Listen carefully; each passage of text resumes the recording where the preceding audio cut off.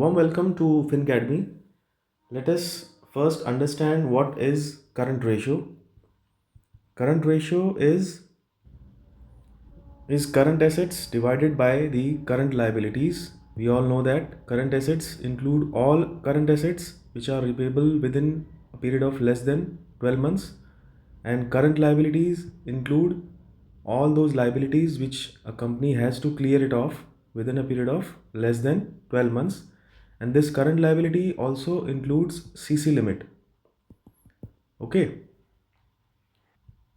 so now let us assume current assets are 100 lakhs and current liabilities are 75 lakhs. So what would be the current ratio? 100 divided by 75, that is 1.33, which is ultimately the ideal ratio which every banks and financial institution insist upon, that this much current ratio a company should have when they finance to that particular company. Now let us take an example how we can improve, what a company needs to improve to have a satisfactory current ratio. I always use this formula. This is capital, and you have long term funds or long term loans. Then you have current liabilities. Here you have fixed assets, non current assets, and you have current assets. Now you know that whatever funds are available with the company are shown on the left hand side, that is the liability side, and these funds are deployed in the asset side. So mixture of long term funds and short term funds, that are current liabilities, they both together fund the fixed asset, non current asset, and current asset. Okay, so in the present case we had current ratio 100 and we had current liability of 75. Please understand, the company has purchased current assets, say stock, raw material, work in progress, debtors, means the company has invested funds in these current assets using the current liability of 75, and remaining from where had come? It had come from the long term sources. You can see this gap here. This part of the current asset is funded by long term funds.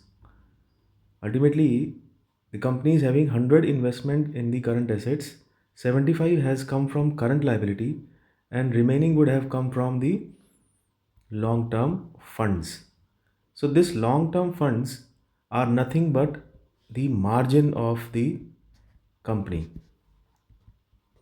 So out of 100, the company itself has invested 25, means 25% they have invested. Now, if you want to improve the current ratio, this particular portion needs to be increased. How? Let us understand. Presently, we had current ratio of 1.33. Now, let's say the company itself has infused it 80 lakhs has come from the current liabilities and 20 had come from the long term funds. So now 100 will be divided by 80. You will observe that this current ratio has reduced. It has become 1.25 ratio 1. Why? Because the long term funds, the margin of the company has reduced. Out of 100, now they are funding only 20. Let's take another example. Let's say out of 100, the current liabilities are only 60 and remaining funds are coming from promoters margin, that is 40. Now let us check what will be the current ratio.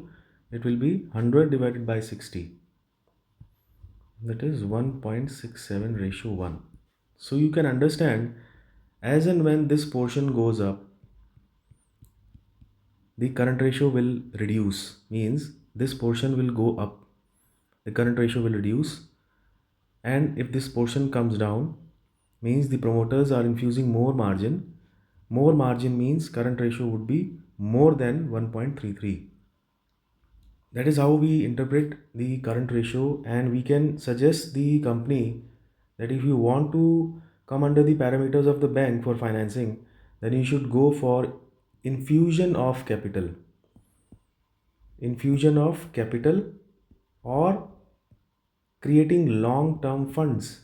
You see, this portion belongs to long term funds, and long term funds include capital and long term loans and unsecured loans itself. So, if the current ratio is to be improved, then they have to improve this portion.